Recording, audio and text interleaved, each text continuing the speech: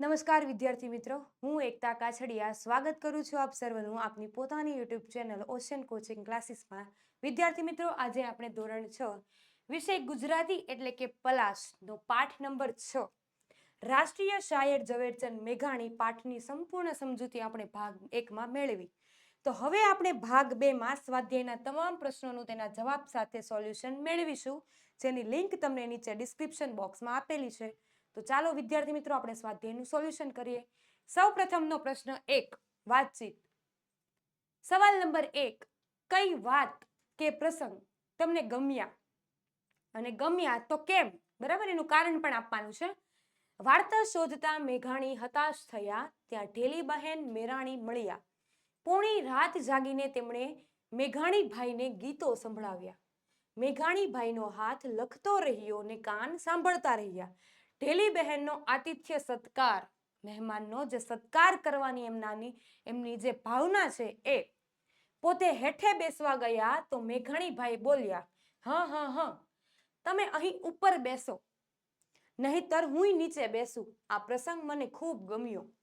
એવો બીજો પ્રસંગ ગમ્યો તે ચારણ કન્યા, જે બહાદુરીપૂર્વક સિંહ સામે લડી. એ ચારણ કન્યા હીરબાઈનો. એક પ્રસંગમાં ઢેલી બહેનનું આતિથ્ય ને મેઘાણીભાઈના માનવીય વિવેક, તો બીજામાં નાની ચારણ કન્યાનું કાઠિયાવાડી શૌર્ય, એટલે શું થશે? વીરતા.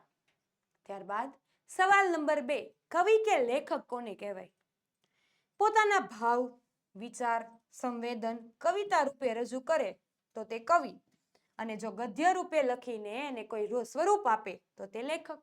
દાખલા તરીકે વાર્તા, લોકકથા, જીવન ચરિત્ર, આ બધા રચના કરવા વાળા લેખક હોય વગેરે. નંબર 3, સવાલ નંબર 3 કહે છે કે તમને યાદ હોય તે કવિ અને લેખકના નામ કહો. મારા પ્રિય લેખકો જીવરામ જોશી, રમણલાલ સોની, હરીશ નાયક, યશવંત મહેતા, ઈશ્વર પરમાર વગેરે. મારા પ્રિય કવિઓ ત્રિભુવન વ્યાસ, સુરેશ દલાલ, રમેશ પારેખ, ચંદ્રકાંત શેઠ વગેરે. તમારા પણ ઘણા બધા આમ યાદગાર, તમને જે કવિની કવિતા ગમતી હોય એવા તમારા પણ યાદગાર કવિ હશે. નંબર 4, તમને કવિ કે લેખક મળે તો તમે એને કેવા પ્રશ્ન પૂછો? તમને કવિ કે લેખક મળે તો તેમને તમે કેવા પ્રશ્ન પૂછો? મને કવિ કે લેખક મળે તો મને ઘણા પ્રશ્નો પૂછવાનું મન થાય. જેવા કે, તમને નવી કવિતા કે નવા લેખ લખવાનો વિચાર કેવી રીતે આવે છે?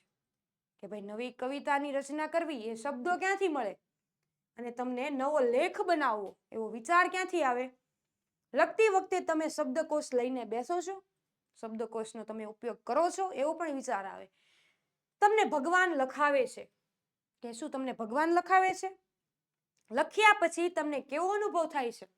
એ કાવ્યની રચના કર્યા પછી કે ગદ્યની લેખની રચના કર્યા પછી તમને કેવો અનુભવ થાય છે?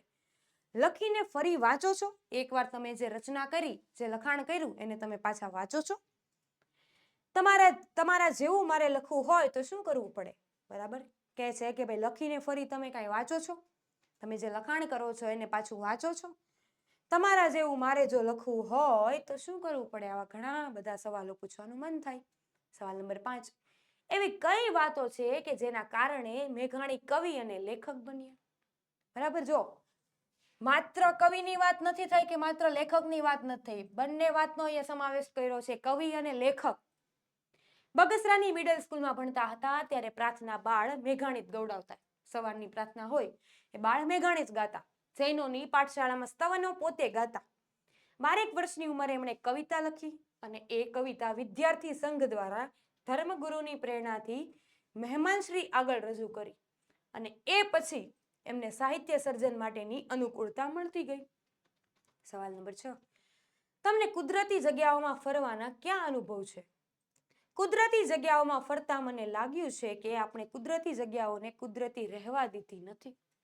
પ્રાકૃતિક જગ્યા છે એને પ્રકૃતિ લાયક રહેવા દીધી નથી. આપણા સ્વાર્થ ખાતર એ સુંદર મજાના સ્થળોને આપણે ગંદા બનાવી મૂક્યા છે. આપણી સ્વાર્થને લીધે આપણે જે સ્થળો છે એને ખરાબ કરી દીધા છે. આપણે ત્યાં જઈને કચરો ઠાલવતા જઈએ છીએ. આપણે જ્યાં જઈએ ત્યાં, કોઈ પણ જગ્યાએ જઈએ ત્યાં શું કરીએ? ખાઈને કચરો નાખી દઈએ. કુદરતે સર્જેલા સ્થળો, હવા, પાણીને આપણે દૂષિત કરી દીધા છે, બરાબર, દૂષિત કરી મૂક્યા છે. ત્યારબાદ સવાલ નંબર 7, તમને કે તમારા ભાઈ બહેન કે મિત્ર, તમારા ભાઈ બહેન કે મિત્રોને શું ભેગું કરવું ગમે? જેમ કે અહીંયા પાછું આપણને ઓપ્શન પણ આપ્યા છે, પીછા, છાપો, લખોટી, ગીતો, પથ્થર, શાયરી, ઢાંકણા, ટિકિટ વગેરે. આમાંથી શું એને ભેગું કરવું ગમે? તમે તે બધું કઈ રીતે એકઠું કરશો તે કહો, કે આ બધું તમે કઈ રીતે ભેગું કરો એ કહો. મને પથ્થર તેમજ ટિકિટોનો સંગ્રહ કરવો ગમે. બધાનો શોખ અલગ અલગ હોય, બરાબર. હું ખાસ કરીને નદી કિનારે કે પથરાળ પ્રદેશોમાંથી જુદા જુદા કેટલાક રંગીન, બરાબર, તો કેટલાક કેવા પોચા પથ્થરોને એકઠા કરું છું. પત્ર મૈત્રી દ્વારા મારા મિત્રોને સહાયથી જુદા જુદા સમયની ટિકિટોનો સંગ્રહ કરી સંગ્રહપોથી તૈયાર કરું છું. અહીંયા એક નોંધ આપેલી છે. શું કહે છે? કે તમારા ભાઈ બહેન કે મિત્રોને શું ભેગું કરવું ગમે છે તે જાણી લો. એ તમારે જાણવાનું છે. અને તે સામગ્રી ક્યાંથી અને કેવી રીતે એકઠી કરે છે તે વિગતે લખો, બરાબર. ત્યારબાદ આગળ વધીએ. નંબર 8, સવાલ નંબર 8, હજારો વર્ષ જૂની પંક્તિઓ ઝવેરચંદની જેમ ગાવાનો પ્રયત્ન કરો. નોંધ આપી છે અહીંયા આપણને કે હજારો વર્ષ જૂની અમારી પંક્તિઓ ગીત મેળવીને ઝવેરચંદ મેઘાણીએ જે રીતે ગાયું છે તે રીતે તમારે સાંભળવાનું છે અને આ પંક્તિ કે ગીત તમારે ગાવાનો પ્રયાસ કરવાનો છે. આ જે સ્વપ્રયત્નની વાત છે. સવાલ નંબર 9, એવું મેઘાણીનું કયું કામ છે કે જેથી તમને શાબાશ ઝવેરચંદ કહેવાનું મન થાય? ફરી એકવાર, એવું ઝવેરચંદ મેઘાણીનું કયું કામ છે કે જેથી તમને શાબાશ ઝવેરચંદ એવું કહેવાનું મન થાય? ઝવેરચંદ મેઘાણીના અનેક કામોમાંથી 2 કામો એવા છે કે જેથી મને શાબાશ ઝવેરચંદ કહેવાનું મન થાય. લોક સાહિત્યના પ્રદાન સાથે ગાંધીજી જ્યારે ગોળમેજી પરિષદમાં લંડન જવાના હતા ત્યારે તેમણે ગાયેલું છેલ્લો કટોરો ઝેરનો આ પી જાજો બાપુ. ત્યારબાદ આજે પ્રથમ વાત થઈ, બરાબર. બીજું એમ કે છે કે શૌર્ય, સ્વાર્પણ, ત્યાગને સેવાના કાર્યો કરનાર રવિશંકર મહારાજની કથા માણસાઈના દીવા, બરાબર. આ 2 કારણોસર એવું કહેવાનું મન થાય કે ભાઈ શાબાશ ઝવેરચંદ. નોંધ અહીંયા આપેલી છે. વિદ્યાર્થીઓએ પોતાની રીતે ઉત્તર આપવા. તમે તમારા સ્વપ્રયત્નથી પણ ઉત્તર આપી શકો છો. ત્યારબાદ પ્રશ્ન 2, પાઠ મનમાં વાંચો. પાઠમાંના અર્થ પ્રમાણે નક્કી કરો કે વાક્ય સાચું છે કે ખોટું, બરાબર. શું કીધું છે કે વાક્ય સાચું છે કે ખોટું નક્કી કરો. તે પ્રમાણે વાક્યોની સામે ખરું કે ખોટું કરો.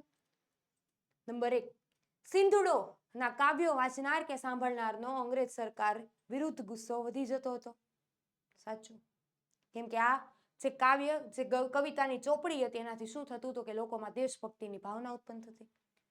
નંબર 2, ઝવેરચંદ શરમાળ હતા પણ તેમને ઘણા મિત્રો હતા. આ વાત પણ સાચી છે. નંબર 3, ઝવેરચંદ પહાડ, ઝરણા, વનરાજી વચ્ચે મોટા થયા. આ વાત પણ સાચી છે, ખરું.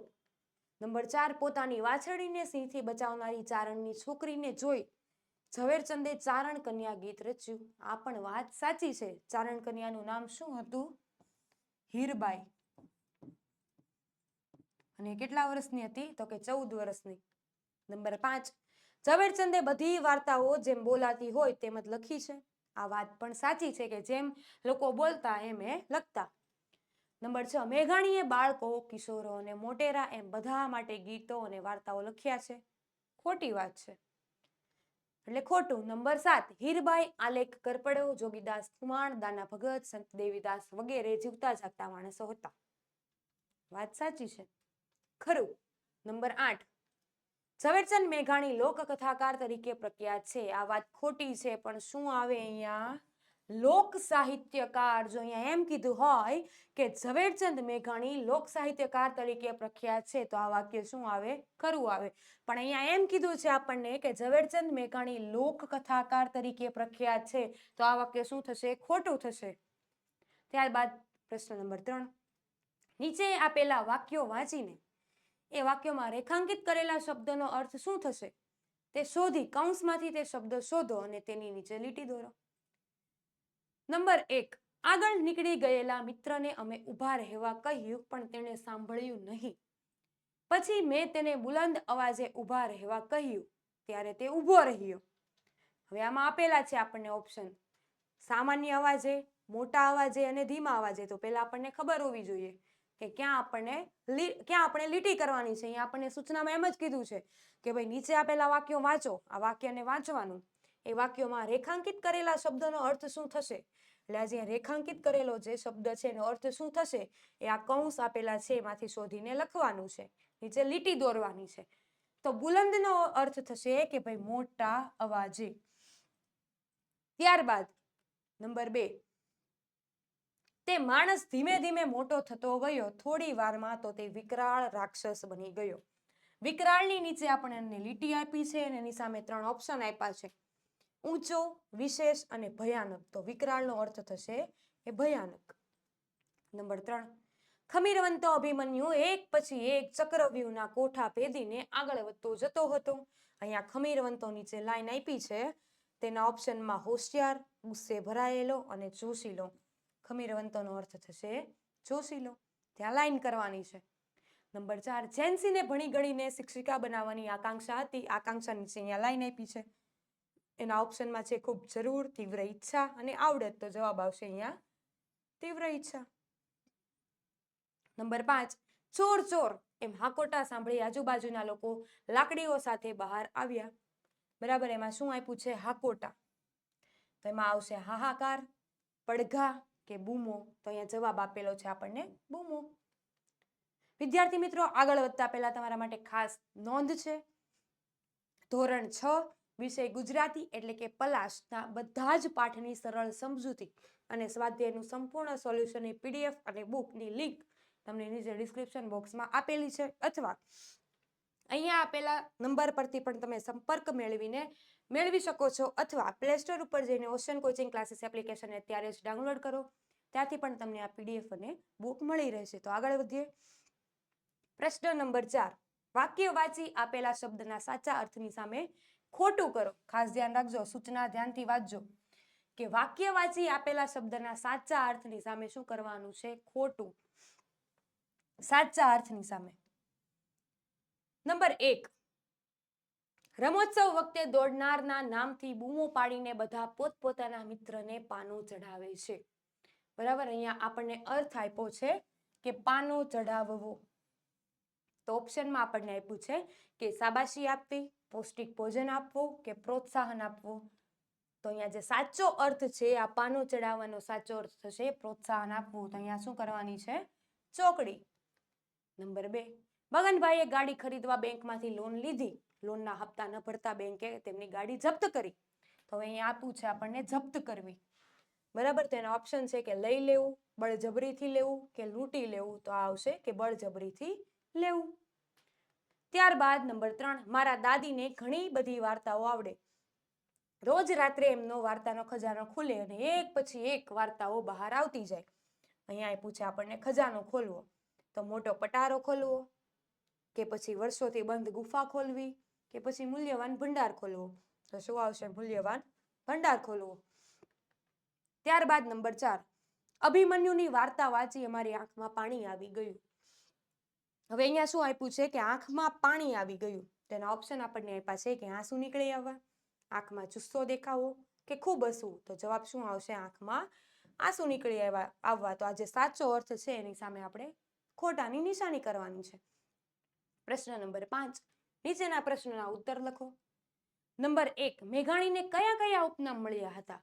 તો ભાઈ મેઘાણીને પહાડનું બાળક, વિલાપી, જનક રાજા તેમજ રાષ્ટ્રીય શાયરના ઉપનામો મળ્યા હતા. નંબર 2, લોક સાહિત્ય એકઠું કરવામાં મેઘાણીને કઈ કઈ તકલીફો પડી હતી. તો જવાબ આવશે કે લોક સાહિત્ય એકઠું કરવામાં મેઘાણીને આ પ્રમાણેની તકલીફો ભોગવવી પડી હતી. એ વખતે વાહન વ્યવહારની પૂરતી સગવડ હતી નહીં. ગામડે ગામડે ઘોડા કે ઊંટ પર બેસીને ફરીને કથાઓ, ગીતો એકઠા કરવાનું કામ ઘણું મુશ્કેલ થતું. ભોજન વગેરેની સગવડ પણ મળતી ન હતી. રેકોર્ડિંગની સગવડ નહોતી. લોકો પાસેથી માહિતી ન મળે તો ફેરો પડતો. બરાબર, એટલે કે એનો આંટો નિષ્ફળ જતો. ત્યારબાદ આગળ જોઈએ. નંબર 3, ઝવેરચંદ પોતાને પહાડનું બાળક કેમ માનતા હતા. તો જવાબ આવશે કે ઝવેરચંદ પહાડ અને પથ્થરોની વચ્ચે ઉછળ્યા, મોટા થયા. જમાદાર પિતાની બદલીઓ ડુંગરાળ પ્રદેશોમાં થતી. એટલે એમને ખેતર, પાદર, નદી, પર્વત સાથે દોસ્તી થતી રહી. પહાડ ભેંદતી નદીઓ એના ઊંડા ધરાને એ ડુંગરની બખોલો તેમના બાળપણના સંગી હતા. તેથી ઝવેરચંદે પોતાના પહાડનું બાળક માનતા હતા. ફરી એકવાર ઝવેરચંદ પહાડ અને પથ્થરોની વચ્ચે ઉછર્યા, મોટા થયા. જમાદાર પિતાની બદલીઓ ક્યાં થતી હતી? ડુંગરાળ પ્રદેશોમાં. એટલે એમને ખેતર, પાદર, નદી, પર્વત સાથે દોસ્તી થતી રહી. પહાડ ભેંદતી નદીઓ એના ઊંડા ધરાને એ ડુંગરની બખોલ તેમના બાળપણના સંગી હતા. તેથી ઝવેરચંદ પોતાને પહાડનું બાળક માનતા હતા. ત્યારબાદ સવાલ નંબર 4. ઝવેરચંદ વેકેશનમાં લાખા પાદર શા માટે જતા હતા? તો જવાબ આવશે કે જેમ ગાય વાછરુને ખેંચે, જેમ ગાય પોતાના બચ્ચા વાછરડાને ખેંચે, એમ લાખા પાદર થાણું એની ઊંચી ભેખડો, વસમો વોકળો, ઘૂમટો, તાણીને વહેતી ગૌમુખી ગંગા, ડુંગરની બખોલોને પહાડ ભેદતી નદીઓ ધરા ઝવેરચંદને ખેંચતા હતા. બાળપણના એ સંગીને મળવા વેકેશનમાં ઝવેરચંદ ક્યાં જતા હતા? લાખા પાદર પહોંચી જતા હતા. નંબર 5. વેણીના ફૂલ અને કિલ્લોલ પુસ્તકો કેમ ગમી જાય એવા છે? બરાબર, આ બધી વાત આપણે પાઠમાં જોયેલી છે. વેણીના ફૂલ અને કિલ્લોલ પુસ્તકોમાં ઝવેરચંદ મેઘાણીએ બાળકો, કિશોરો માટે લખેલા સુંદર ગીતો આપેલા છે. આ ગીતો સૌને એટલે કે બધાને ગમી જાય એવા છે. તો વિદ્યાર્થી મિત્રો, આગળ વધતા પહેલા તમારા માટે ખાસ નોંધ છે. ધોરણ 3 થી 8 ન્યૂ સ્વધ્યયન પોથીના બધા જ ભાગના તમામ વિષયોના સોલ્યુશનની PDF તથા બુકની લિંક તમને નીચે ડિસ્ક્રિપ્શન બોક્સમાં આપેલી છે, ત્યાંથી મેળવી શકો છો, અથવા અહીંયા આપેલા નંબર પરથી પણ તમે સંપર્ક કરીને મેળવી શકો છો, અથવા પ્લે સ્ટોર ઉપર જઈને ઓશન કોચિંગ ક્લાસીસ એપ્લિકેશન અત્યારે જ ડાઉનલોડ કરો. તેની પરથી પણ તમને આ PDF અને બુક મળી રહેશે. ત્યારબાદ પ્રશ્ન 6 શું કહે છે? કારણ લખો. અહીંયા ઉદાહરણ પણ આપણને આપ્યું છે કે ભાઈ ઉમાશંકર જોશીએ ઝવેરચંદને લોક સાહિત્ય વાળો કહ્યા. ઉમાશંકર જોશીએ ઝવેરચંદને લોક સાહિત્ય વાળો કહ્યા હતા કારણ કે તેમણે લોક સાહિત્યને શોધીને નોંધવાનું, લોકોની જબાન પરથી કાગળ પર ઉતારવાનું અને લોક સાહિત્યને આખા ગુજરાતમાં ફેલાવવાનું કામ કરેલું હતું. બરાબર. ત્યારબાદ સવાલ નંબર 1. સિંધુડોના સર્જકને 2 વર્ષની સજા ફટકારવામાં આવી કારણ કે રાજ અંગ્રેજોનું હતું. કોનું હતું? અંગ્રેજોનું. એમની સામેના સત્યાગ્રહ આંદોલનના ભાગરૂપે સિંધુડોના શૌર્ય એટલે શું થશે? તો કે ભાઈ વીરતા, શૌર્ય જગાડનારા કાવ્યોએ અને એના સર્જકે લોકોમાં અહિંસક યુદ્ધની, બરાબર, અહિંસક યુદ્ધની ભાવના આગ ઊભી કરી એ વધુ ને વધુ ન ફેલાય એ માટે અંગ્રેજ સરકારે રાજદ્રોહના, આપણે આ શબ્દ ઉપર એક ચર્ચા પણ થઈ હતી રાજદ્રોહ વિશે, રાજદ્રોહના આરોપસર સિંધુડોના સર્જકને 2 વર્ષની સજા ફટકારવામાં આવી. સવાલ નંબર 2. ઝવેરચંદનો કાવ્ય રચવાનો શોખ વધતો જતો હતો કારણ કે અહીંયા કારણ આપવાનું છે કે ભાઈ કયા કારણોસર ઝવેરચંદનો કાવ્ય રચવાનો શોખ વધતો જતો હતો? તો કે ભાઈ ઝવેરચંદને ગવડાવવાનો શોખ હતો. બરાબર. સવારની પ્રાર્થના શાળામાં એ જ ગાતા. બગસરાની મિડલ સ્કૂલમાં એ પ્રાર્થના ગવડાવે ને જૈનોની પાઠશાળામાં સ્તવનો ગાય. જૈન ધર્મગુરુ પાસે એક શેઠ આવેલા મેઘાણીએ એક પદ્ય રચના કરીને વિદ્યાર્થી સંઘે તે ગાય. વિદ્યાર્થીના સમૂહે આ પદ્ય રચનાને ગાય. બસ ત્યારથી ઝવેરચંદનો કાવ્ય રચનાનો શોખ વધતો જતો હતો. સવાલ નંબર 3. ઝવેરચંદના મિત્રોએ તેમના વિલાપી નામ આપ્યું. ઝવેરચંદના જે મિત્રો હતા તેમણે એને શું નામ આપ્યું? વિલાપી ઉપનામ આપ્યું. કારણ કે તો કે ઝવેરચંદ અમરેલીની હાઈસ્કૂલમાં ભણતા હતા ત્યારે એને કલાપીના કાવ્યો, બરાબર, કવિશ્રી કલાપીના કાવ્યનો પરિચય થયો. કલાપીના કાવ્યો ઝવેરચંદ એટલી દર્દભરી એટલે કે ઊંડાણભરી લાગણીથી ગાતા કે મિત્રોએ એમને વિલાપી નામ આપ્યું ને તેમણે પણ વિલાપી ઉપનામ, એમને આપેલું જે ઉપનામ વિલાપી એ ઝવેરચંદે સ્વીકારી લીધું હતું. ત્યારબાદ સવાલ નંબર 4. કોલેજમાં ઝવેરચંદ તરફ સૌનું ધ્યાન ખેંચાતું કારણ કે એવું કયું કારણ હતું કે બધાનું ધ્યાન કોના તરફ આકર્ષિત થતું હતું? કે ભાઈ ઝવેરચંદ મેઘાણી તરફ. તો શું આવશે? કોલેજમાં બેઠી દડીનું શરીર, બેઠો ઘાટ, ભીનો વાન, એટલે કે શ્યામ રંગ અને ભિન્ન પોશાક, ટચાક જેવી મોટી અને ઊંડું ઊંડું નિહાળતી કોઈ ગંભીર વિચાર કરતી એની આંખો, ગુછળિયાળા વાળ અને મર્દાનગી ભરી ચાલથી ઝવેરચંદ તરફ સૌનું ધ્યાન ખેંચાતું હતું કે ભાઈ આ જ કારણ હતું. એનો પહેરવેશ, એની જે ચાલવાની જે છટા હતી, એના કારણે જ બધા એના તરફ આકર્ષિત થતા. સવાલ નંબર 5. મેઘાણી બારોટ ચારણ ગૃહિણીઓ પાસે લોક સાહિત્ય માટે જતા. લોક સાહિત્યનું સર્જન કરવા માટે આ બારોટ ચારણ ગૃહિણી ઘરડા દાદીમા વગેરે બધા પાસે જતા. એનું કારણ શું હતું? તો કે કોલકાતાથી પાછા આવ્યા પછી હડાળા દરબારે સોરઠી બહારવટિયા અને સંતો બરાબર સાધુઓ સંતોની વાતો કહી. આથી લોક સાહિત્યને એકઠું ભેગું કરવામાં મેઘાણીએ પોતાનું જીવન કાર્ય દેખાયું. એટલે આ લોક સાહિત્યનું સર્જન માટે આજે કવિશ્રી ક્યાં જતા હતા? તો કે બારોટ પાસે, ચારણ પાસે, ગૃહિણીઓ પાસે જતા હતા. પ્રશ્ન 7. મેઘાણીએ કઈ રીતે લોક સાહિત્ય એકઠું કર્યું છે? કયું કારણ હતું, કઈ રીત હતી કે એણે લોક સાહિત્ય ભેગું કર્યું? ઘટનાક્રમ યોગ્ય રીતે ગોઠવો.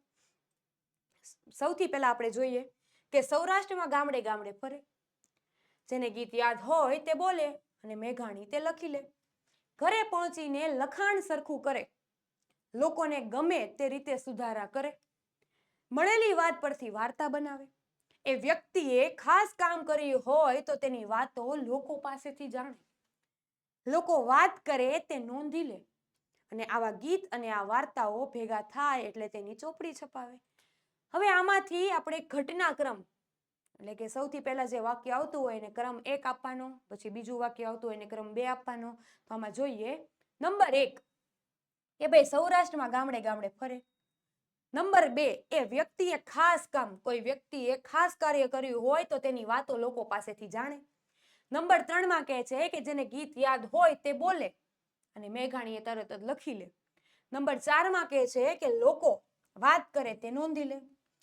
ત્યારબાદ ઘરે પહોંચીને લખાણ સરખું કરે, લોકોને ગમે તે રીતે સુધારા કરે. અહીંયા નંબર આપણને 5 આપ્યો છે. નંબર 6 માં આવશે કે મળેલી વાત પરથી વાર્તા બનાવે અને નંબર 7 માં શું આવશે? આવા ગીત અને વાર્તાઓ ભેગા થાય એટલે નવી ચોપડી એની છપાવે. ત્યારબાદ પ્રશ્ન નંબર 8. કોષ્ટકમાં વિગતો ઉદાહરણ મુજબ લખો. અહીં આપણને કોષ્ટક આપ્યું છે, બરાબર. શું આપ્યું છે? વર્ણનની વિગત. ઝવેરચંદ મેઘાણી તમને પ્રભાવશાળી લાગતા કે જેનું અસ્તિત્વ, જેનું વ્યક્તિત્વ સારું હોય તેવા લાગતા સ્ત્રી અથવા તો પુરુષ તમે તમારી રીતે લખી શકો છો, બરાબર છે. સૌથી પહેલા વર્ણનની વિગત શું કહે છે કે ભાઈ પહેરવેશ. અહીંયા ઝવેરચંદ મેઘાણીની વાત કરી છે એક ભાગમાં, તો બીજા ભાગમાં તમને પ્રભાવશાળી લાગતા વ્યક્તિ, એ પછી સ્ત્રી હોય તોય ભલે, પુરુષ હોય તોય ભલે, એની વાત અહીંયા કરવાની છે. પહેરવેશ ઝવેરચંદ મેઘાણીનો તો કે બેંગ્લોરી ઘાટની ટોપી, લાંબો સફેદ કોટ, પાની સુધી પહોંચતું ધોતિયું, બગસરાનો છોગું રાખીને બાંધેલો ફેટો, શારીરિક દેખાવ ભીનો વાન, બેઠી દડીનું શરીર, ઊંડું ઊંડું નિહાળતી કોઈ ગંભીર વિચાર કરતી આંખો, ગુછળિયાવાળા વાળ, બરાબર, ગુછળિયાળા વાળ, મર્દાનગી ભરી ચાલવાની એની છટા, એની અદા. સ્વભાવ કેવો હતો? તો કે શરમાળ અને ઓછું બોલનાર, એટલે ઓછું બોલે. આપેલું નામ એટલે એના ઘણા બધા નામ આપ્યા હતા. વિલાપી, જનક રાજા. વિશેષતા લોક સાહિત્ય વાળા, ઓછા બોલા, શરમાળ, પહાડનું બાળક, બરાબર. આ પહાડનું બાળક પણ એનું ઉપનામ છે. તો હવે તમને અહીંયા ઉદાહરણ આપ્યું ઝવેરચંદ મેઘાણીનું. આપણે જે એકમની વાત કરી હતી, જે પાઠની, એના જે ઝવેરચંદ મેઘાણીના જે પરિચયની વાત કરી હતી એ બધું અહીં આપ્યું છે. તો હવે તમારે શું કરવાનું છે કે તમને પ્રભાવશાળી કોઈ વ્યક્તિ લાગે, પછી સ્ત્રી હોય તો ભલે, પુરુષ હોય તો ભલે, અહીંયા વર્ણનની વિગત જોતી જવાની અને એના વિશે લખતું જવાનું. તો આપણે અહીંયા જોઈએ તમને પ્રભાવશાળી લાગતા સ્ત્રી અથવા પુરુષ. સ્ત્રી અથવા પુરુષ અહીંયા શેની વાત કરી છે? રાજા રામમોહન રાય પુરુષ. પહેરવેશમાં છે લાંબો કોટ, લાંબા વાળ, ઉપર ગોળ બાંધેલી પાઘડી. શારીરિક દેખાવમાં છે ગંભીર છતાં તેજસ્વી આંખો, સારી એવી ઊંચાઈ અને રૂઆબદાર વ્યક્તિત્વ. સ્વભાવમાં છે સત્યનિષ્ઠ, માનવતાવાદી સ્વભાવ. આપેલું નામ છે સમાજ સુધારક, બરાબર. આની નામની આગળ લાગે ભાઈ સમાજ સુધારક એવા રાજા રામમોહન રાય. વિશેષતા છે કે સતી પ્રથા નાબૂદી, બ્રહ્મો સમાજ સ્થાપક અને અસ્પૃશ્યતા નાબૂદી. શું કે છે વિશેષતામાં કે રાજા રામમોહન રાયે સતી પ્રથાની નાબૂદ કર્યું હતું, બ્રહ્મો સમાજની સ્થાપના કરી હતી અને અસ્પૃશ્યતાની નાબૂદી કરી હતી, એનું નિવારણ લાવ્યા હતા. પ્રશ્ન નંબર 9. ઝવેરચંદ મેઘાણીનું પાત્રાલેખન 100 શબ્દોમાં કરો. ઝવેરચંદ મેઘાણી વિશે આપણે જે પણ કાંઈ ભણ્યા, બરાબર, એની તમામ વાત આપણે અહીંયા કરવાની છે. ઝવેરચંદ મેઘાણીનો જન્મ 28 ઓગસ્ટ 1896. ઝવેરચંદ મેઘાણીનો જન્મ 28 ઓગસ્ટ 1896 ના રોજ ચોટીલામાં થયો હતો. એમના પિતાનું નામ કાળીદાસ હતું ને માતાનું નામ ધોળીબાઈ હતું. પિતા પોલીસ જમાદાર હતા. એમની નોકરીને કારણે અનેક ગામોમાં બદલીઓ થતી રહી. મોટા ભાગની બદલીઓ ડુંગરાળ પ્રદેશોના ગામોમાં થઈ. તેથી ઝવેરચંદનું બાળપણ પહાડી પ્રદેશોમાં વીત્યું અને પોતે પહાડનું બાળક, આ જે ઉપનામ હતું એ તરીકે ઓળખાવવામાં ગૌરવ લેતા 12 વર્ષની કિશોર અવસ્થાએ એમણે જે કાવ્ય લખ્યું હતું, બરાબર, એની રચના અનોખી હતી. ભાવનગર કોલેજમાં પ્રવેશ લીધો. પોશાક અને દેખાવને લીધે સૌનું ધ્યાન ખેંચાયું, એટલે કે એના તરફ આકર્ષિત થયું. લાંબો સફેદ કોટ, પાણી સુધી પહોંચતું ધોતિયું, બગસરાનું છોગું રાખીને બાંધેલો ફેટો, બેંગ્લોરી ઘાટની ટોપી, પગમાં સ્લીપર, બેઠી દડીનું શરીર, ભીનું વાન, ઊંડું ઊંડું નિહાળતી કોઈ ગંભીર વિચાર કરતી આંખો, ગુછડિયાળવાળા વાળ, બરાબર, શું કે છે, ગુછડિયાળા વાળ, મર્દાનગી ભરી ચાલવાની એની છટા, એની અદા. કોલકાતા ગયેલા ત્યારે ત્યાં બંગાળી ભાષા શીખીને બંગાળી સાહિત્યનો પરિચય કર્યો. રવિન્દ્રનાથ ટાગોરની કવિતાની અસર થવાથી તેમણે પણ કાવ્ય રચનાની શરૂઆત કરી દીધી. કોલકાતાથી પાછા આવતા લોક સાહિત્ય એકઠું કરવામાં પોતાનું જીવન કાર્ય દેખાયું. દુષ્કર કામ જીવન નિષ્ઠાથી કર્યું. ઢેલી બહેન, ચારણ કન્યા, હીરબાઈના પ્રસંગો પ્રેરણાદાયી છે, બરાબર. આપણને આ એકમમાંથી જે પ્રસંગો શીખવા મળ્યા છે આપણને પ્રેરણા આપે એવા છે. એ સિવાય ચટો હલકારો, કાન્યો, ઝાપડો ને આપા શાદુળ, જોગીદાસ ખુમાણ, આપો રતો, દાના ભગત, સંત દેવીદાસ, કેટલાક ખમીરવંતા, જોશવંતા પાત્રો એમની કલમે અવતાર પામ્યા, જેમાં સૌરાષ્ટ્રની રસધાર એક અનોખો કથા સંગ્રહ છે જે લગભગ બધા જ જાણે છે. આવા હતા આપણા રાષ્ટ્રીય શાયર મેઘાણી. કોણ હતા આપણા રાષ્ટ્રીય શાયર? ઝવેરચંદ મેઘાણી. પ્રશ્ન 10. તમારા વિસ્તારમાં બોલાતા તળપદા શબ્દોનો ઉપયોગ કરીને વાક્ય લખો. જેમ કે ક્યાં, તો કે ચ્યાં, ચ્યાં જવું છે. ખેતર, તો સેતર. નિશાળ, તો નેહાર. રકાબી, તો અડાળી.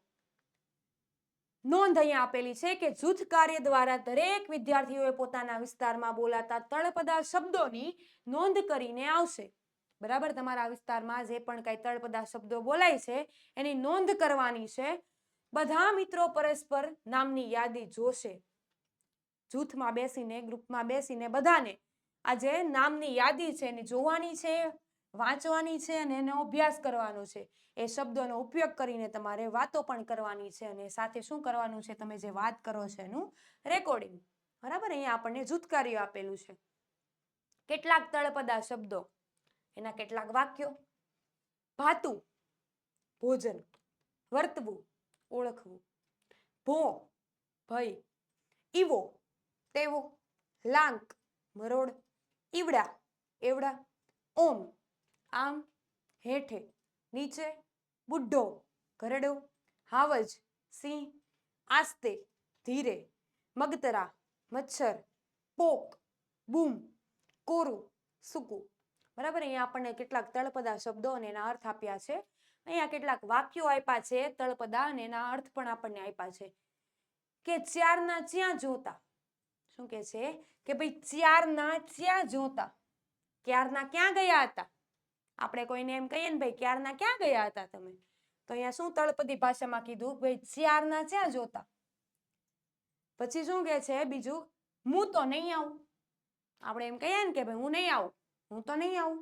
તો અહીંયા તળપદામાં શું કહે છે, તળપદી ભાષામાં કે હું તો નહીં આવું.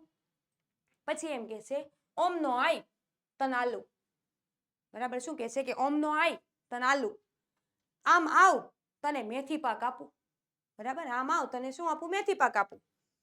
પછી એમ કે છે કે બુન, મન તો ચોય ગમતું નહીં. શું કહે છે કે બુન, મન તો ચોય ગમતું નહીં. બહેન, મને તો ક્યાંય ગમતું નથી. આપણે સાદું બોલીએ, બરાબર, કે ભાઈ બહેન મને ક્યાંય નથી ગમતું. તો અહીંયા શું કહે છે કે બુન, મન તો ચોય ગમતું નહીં. પછી એમ કહે છે કે હેડો હવ, એ તો આબુ હતો આવે. શું કહે છે કે હેડો હવ, એ તો આબુ હતો આવી. કે ચાલો હવે એ તો આવવું હશે તો આવશે. બરાબર, ચાલો કે ભાઈ આવવું હશે તો આવશે. પ્રશ્ન 11. કૌંસમાં આપેલા શબ્દોમાંથી ગદ્યખંડમાં યોગ્ય શબ્દ ગોઠવો. સાવજ, રોળકોળ, વેળા, હુંકારો, વોકડી, ભાઈ, નેસ અને ડાંગ. અમે બધા મિત્રના નેસમાં બેઠા હતા. ક્યાં બેઠા હતા? અમે બધા મિત્રો નેસમાં બેઠા હતા. સૂર્ય હજી હમણાં જ આથમેલો. ખાલી જગ્યા હોવાથી હજી અંધારું ઉતર્યું નહોતું. એટલે શું આવશે એમાં કે રોળકોળ વેળા હોવાથી હજી અંધારું ઉતર્યું નહોતું. તેવામાં હોંકારા સંભળાયા. ખાલી જગ્યા પૂરી છે કે હોંકારો સંભળાયો. અમે બધા લાકડીઓ લઈને અવાજની દિશામાં ઘસી ગયા. ત્યાં પહોંચી ગયા. પહોંચતા જોયું કે સિંહે ગાયની ખાલી જગ્યાનો શિકાર કરેલો. કોનો? તો કે વોડકીનો. અને એક ચારણ છોકરી ખાલી જગ્યા લઈને ખાલી જગ્યાની સામે થયેલી. તો કે ભાઈ એક ચારણ છોકરી ડાંગ લઈને સિંહની એટલે કે સાવજની સામે થયેલી. બરાબર છે.